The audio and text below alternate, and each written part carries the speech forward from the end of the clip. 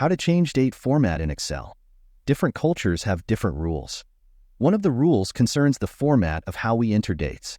If you want to find out how you can change the date format in Excel and adjust the display to a certain area, stay until the end of the video. First, we will open the table for which we want to perform this. I have a table here that contains some dates. However, these dates are in a format that corresponds to the United States. What if we are not in Europe? This format is more difficult to understand.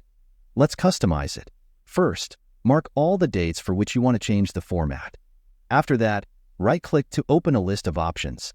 In this list, find the Format Cells option. As you can see, a window has opened in which we can change the type and format of our field.